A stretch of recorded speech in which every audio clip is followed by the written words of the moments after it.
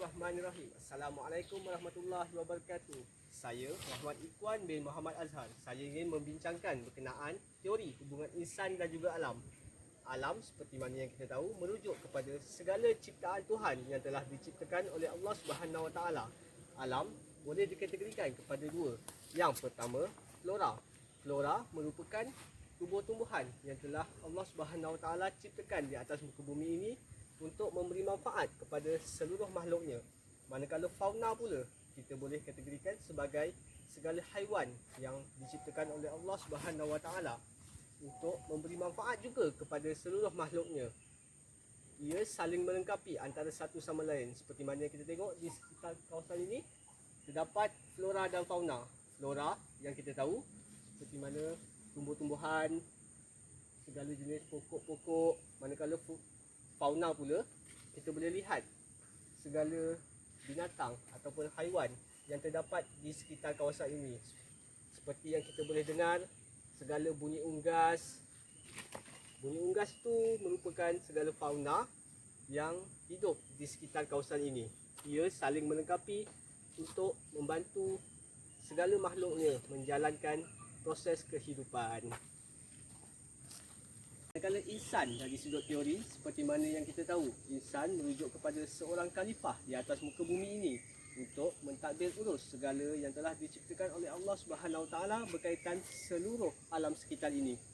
Insan juga berperanan sebagai khalifah di atas muka bumi ini untuk menjaga kebersihan segala benda yang berkaitan dengan alam inilah. Yang kita tahu seorang insan itu tidak boleh merosakkan segala alam sekitar ini sewenang-wenangnya.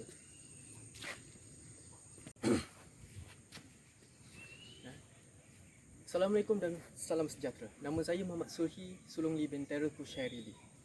Hal ini telah disebutkan dalam ayat Al-Quran surah Ar-Rum ayat 41 yang bermaksud telah timbul berbagai kerosakan dan bala bencana di darat dan di laut dengan sebab apa yang telah dilakukan oleh tangan manusia. Kerana Allah hendak merasakan mereka sebahagian dari balasan perbuatan buruk mereka yang telah lakukan supaya mereka kembali insaf dan bertaubat. Assalamualaikum warahmatullahi wabarakatuh. Saya Nik Ahmad Abdul bin Adnan.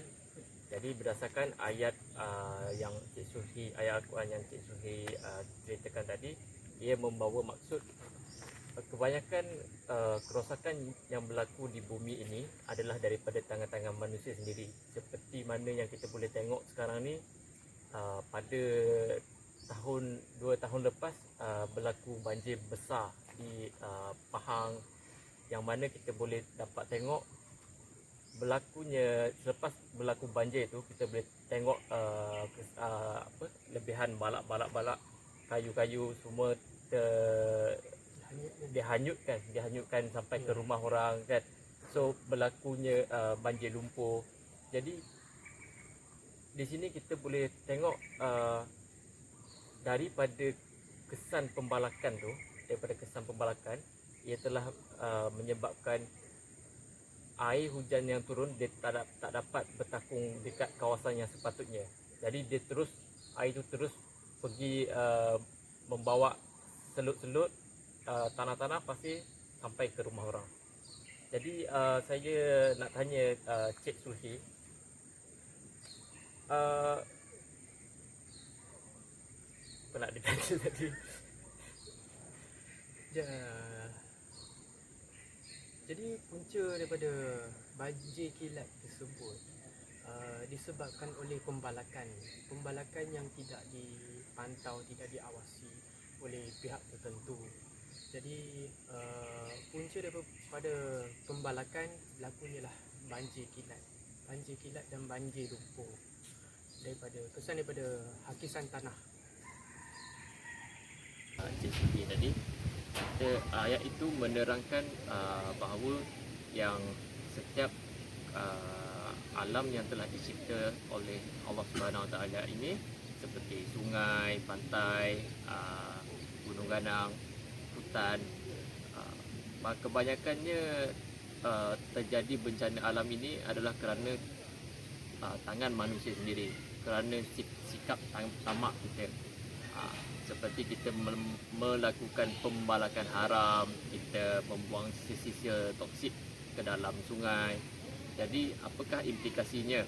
Kita boleh lihat di sini yang telah terjadi pada tahun lepas, 2 tahun lepas, berlakunya banjir besar di Pahang, yang mana kita boleh lihat selepas daripada kejadian banjir itu terdapat banyak sisa-sisa longgokan, sisa kayu balak, dan banyak juga lumpur lumpur di dalam rumah orang sampai dekat atas atap lumpur. Jadi siapa yang merana dalam ketika itu adalah manusia itu sendiri, yang mana kesian kepada penduduk-penduduk di mana tempat tinggal mereka telah musnah, totally musnah. Jadi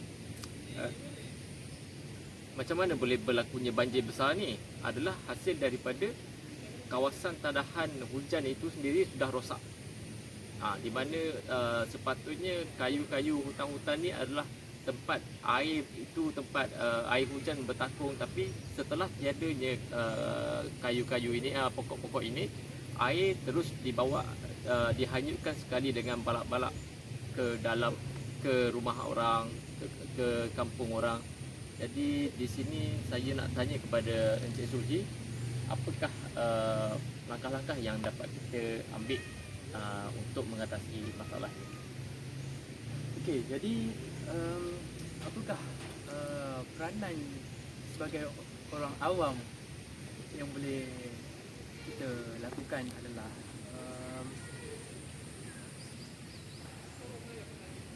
kita boleh buat laporan jika kita dapat Ternampak lah, ternampak nampak aktiviti haram, pembalakan haram itu. Dan peranan kerajaan dari pula, segi kerajaan, dari segi kerajaan pula perlu buat pemantauan kepada kawasan hutan dan menguatkuasakan undang-undang. Ya, di sini kita boleh nampak Encik Sulhi, sebab kita kadang-kadang pembalakan ni kita terang-terang tahu nampak. Tapi sedangkan pegawai kerajaan pun ada nampak aktiviti-aktiviti tersebut, tapi disebabkan mungkin ada unsur rasuah. Jadi di situ sebabkan sifat tamat manusia, kan? Sifat tamat manusia, yang mana kerajaan ni diamanahkan, Jabatan Perhutanan ni diamanahkan untuk menjaga, tapi disebabkan sifat tamat manusia tu mendatangkan balik kemusnahan kepada diri mereka sendiri. Betul tak? Betul. Jadi selain daripada apakah lagi langkah-langkah yang kita boleh ambil, macam kita membuat kempen ke? Ya, kita daripada NGO pula boleh membuat kempen kesedaran untuk rakyat-rakyat. Jadi dari situ kita boleh Lebih menghargai lah, kita lebih menghargai pada alam sekitar dan alam semula, supaya generasi kita yang seterusnya masih dapat menikmati alam semula jadi ini. Macam kita boleh tengok sana, orang bermain air terjun lah. Ya, air terjun. Main air terjun. Seronok sekali ya. Mungkin kalau benda ni kita tak lakukan, mungkin anak cucu kita dah tak dapat menikmati keindahan alam ni. Betul. So kesimpulannya macam mana? Kesimpulannya, kita sebagai rakyat, orang awam, kita haruslah menjaga alam sekitar kita. Ya, betul? Betul. Saya setuju. Okey. Untuk yang seterusnya, kita akan membincangkan berkenaan dengan faktor-faktor yang terlibat seperti pencemaran air. Seperti yang kita tahu, pencemaran air di Malaysia ni sering mengalami gangguan lah, seperti yang kita boleh lihat, pencemaran sungai dan juga pencemaran laut lah. Itu pengetahuan semua juga. pencemaran air ini berlaku juga disebabkan oleh tangan-tangan manusia yang rakus untuk membuang sisa-sisa sampah sarap ke tempat yang tidak sepatutnya lah. Selain daripada itu, pembuangan sisa bahan cecair seperti tumpahan minyak dan sebagainya lah. Di situ kita dapat lihat sekiranya perkara tersebut sentiasa dilakukan oleh segelintir manusia yang tidak bertanggungjawab, ekosistem air ini akan terjejas segala kehidupan di air dapat akuatik, sama ada tumbuhan, karang ataupun kehidupan seperti lain yang berjauh seperti ikan dan sebagainya. Jadi kesan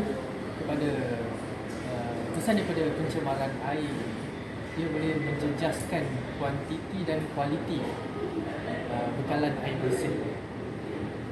Sodium beri implikasi pada jantung, manakala merkuri dan pelumbung pula menyebabkan masalah saraf.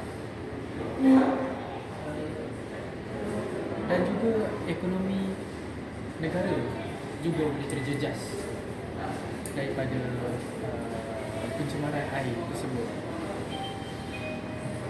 Dan kos rawatan air akan meningkat jika berlakunya pencemaran yang berterusan. Saya tambah Boleh? selain daripada itu juga air merupakan bekalan bersih lah pada diri kita pada waktu kini, waktu dunia yang sebelum moden ni. Sekiranya perkara pencemaran air berlaku, kita tidak dapat menikmati kehidupan yang selesa pada masa ini.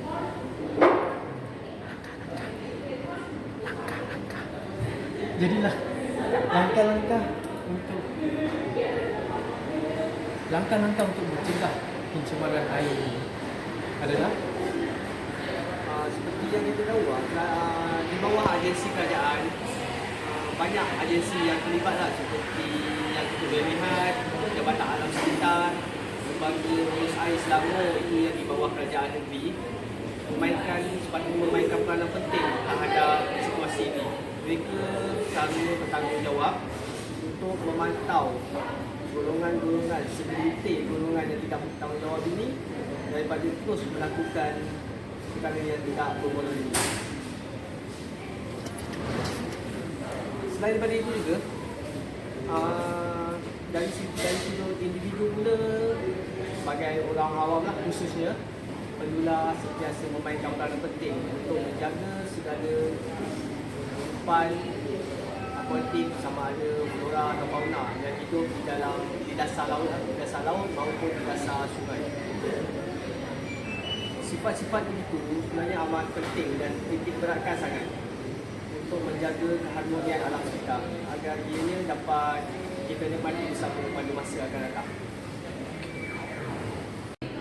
Okay, seterusnya antara bencana alam yang berlaku berketara mengakibatkan kesan yang teruk kepada alam semesta ni adalah daripada pencemaran udara. Okey. Encik Puan, apakah faktor-faktor pencemaran udara ni? Okey, bagi pendapat saya, bagi pendapat kami lah, antara faktor-faktor yang boleh menyumbang kepada pencemaran udara sebagai contoh kita berbalik pada kenyataan yang sebentar tadi, kenyataan berkenaan dengan pembalakan terbuka. Disebabkan faktor itu juga, pembalakan terbuka ni sebenarnya dari segi pembalakan kita boleh tengok daripada individu itu sendirilah. Mereka akan melakukan pembakaran terbuka hasil daripada pembalakan tu lah, seperti yang kita boleh lihat di mana kat Malaysia ni pernah terjadi lah, di mana hutan itu terbakar. Secara logiknya kita tak nampak hutan terbakar disebabkan oleh secara seni jadi, kecuali disebabkan oleh tangan-tangan manusia lah. Okay. Terutamanya bila mereka mahu membuat penanaman semula sawit, so pohon-pohon yang lama memang mereka akan membuat pembakaran pokok sawit yang dah lama lah. tanpa memikirkan tentang efek pembakaran terbuka secara skala yang besar, ia akan menyebabkan banyak akibat yang buruk terhadap alam sekitar. Ya, betul. Itu kita boleh tengok dari sektor pertanian lah. Saya nak tambah lagi dari sudut pertanian yang kedua ni, kita tengok berkenaan dengan penanaman padi. Kalau kita pergi di sesetengah tempat yang melakukan penanaman padi secara berskala besar, pada sekitar waktu untuk selepas proses penuaian, petani ini akan membakar jerabi itu dengan alasan untuk menyuburkan tanah. Bagi pendapat saya, benda tu kita harusnya memikirkan untuk jangka masa akan datang. Pembakaran terbuka ni sebenarnya boleh dilakukan, tapi tak sewenang-wenangnya dilakukan dengan secara besar-besaran sehingga menyebabkan udara kita tercemar disebabkan oleh asap yang banyak. Pada waktu itu juga asap ni sebenarnya dia berkait rapat dengan kita punya faktor muka bumi ya. Sebenarnya asap tu terlalu banyak, dia sebanyak dia boleh menipiskan lapisan ozon kita. Apakah kesan daripada pembakaran terbuka tu? Maksudnya asap tu yang baik ke, apakah kesan dekat manusia daripada asap yang terkeluar tu kan? Dan dari segi kesannya terhadap manusia yang kita boleh tengok, sekiranya pelepasan asap tu terlalu banyak di udara, dia akan mendorong kepada faktor persekitaran kita yang tidak sihat lah. Kesihatan manusia terdedah dengan batuk. Ya betul. Segala penyakit boleh datang lah. Penglihatan kita akan terjejas. Seterusnya antara lain-lain faktor juga adalah disebabkan oleh penggunaan gas fluorokarbon CFC. Macam kita tengok penggunaan gas dalam peti sejuk kita, aircon. So bila pengeluaran gas CFC ini, dia akan menipiskan ozon kita. Dia akan menipiskan ozon. So bila ozon kita menipis, kita akan terdedah direct dengan sinaran UV. Jadi bila sinaran UV direct terkena pada kita, kita akan terima pelbagai penyakit. Bukan sekadar kita sajalah, binatang ke, tumbuh-tumbuhan ke, semua akan terkena kesan sampingan itu. Jadi so kita cerita langkah-langkah apa yang perlu kita ambil untuk mengatasi masalah ini. Okey. Antara langkah-langkah yang kita boleh ambil lah daripada intipati ini, yang kita boleh, saya rasa kita boleh ambil iktibarah daripada segala yang berlaku ni, kita harus jadikan perkara ini sebagai tauladan, ataupun kita boleh ambil sebagai kita punya inisiatif bagi diri kita untuk meningkatkan sifat tanggungjawab kita terhadap alam sekitar. Seperti yang kita boleh tengok, kita dalam bertanggungjawab terhadap segala perkara yang kita lakukan terhadap alam sekitar, sebab kita dan alam sekitar ni saling berhubung kait. Kalau kita tengok, kita memerlukan kehidupan bersama alam sekitar. Begitu sebaliknya, alam sekitar juga memerlukan kehidupan yang daripada kita. Kalau kita tengok berbalik pada isu yang mula tadi, kita hidup di atas muka bumi ni, kita memerlukan oksigen untuk kita bernafas dan meneruskan kehidupan seharian. Manakala tumbuh-tumbuhan juga, dia memerlukan karbon dioksida. Karbon dioksida ni terhasil daripada manusia itu sendiri. Dia kalau dari segi fakta sains, dia ada positif dan saling melengkapi antara satu sama lain. Okey, Cik Ikhwan, tapi saya bagi tahulah apa yang langkah-langkah perlu dilakukan daripada aspek individu. Jadi sebagai individu, kita haruslah sentiasa prihatin terhadap persekitaran kita, supaya kalau kita ada ternampak seseorang ataupun sesuatu kumpulan membuat pembakaran terbuka, jadi haruslah kita menegur orang itu ataupun kita melaporkan kepada pihak yang berkuasa supaya perkara tersebut dihentikan. Seterusnya, kita juga boleh kurangkan penggunaan gas CFC dengan menggunakan alternatif cara lah ataupun produk, sebab sekarang di market memang ada alternatif produk macam TV macam aircon ke apa ke yang menggunakan kurang gas CFC tersebut. Boleh saya tambah ke? Boleh. Seperti kalau ikut teknologi kita sekarang, kita lebih kepada menggunakan konsep teknologi hijau. Ya. Dia menggunakan konsep teknologi yang kurang efek, kurang kesan terhadap kita punya persekitaran kita. Carbon emission lah. Less carbon emission. So kesimpulannya apakah yang Cik Ikhwan, apakah kesimpulannya daripada perbincangan ni? Kesimpulan yang saya dapat gambarkan kat sini, setiap individu itulah, terutama kita sendiri sebagai khalifah di muka bumi ini, tak kira kita sebagai orang awam maupun penjawat awam ataupun agensi yang bukan kerajaan, kita seharusnya memainkan peranan penting terhadap penjagaan alam sekitar ini. Ya, supaya alam sekitar ini dapat kita dinikmati bersama. Jadi kesimpulan daripada pembincangan topik ini, boleh kita simpulkan bahawa alam sekitar dan manusia saling memerlukan antara satu sama lain bagi meneruskan kehidupan masing-masing untuk kesejahteraan. Sesungguhnya alam ini merupakan khazanah dari Tuhan yang perlu dipelihara agar generasi akan datang dapat menikmati keindahan alam sama-sama.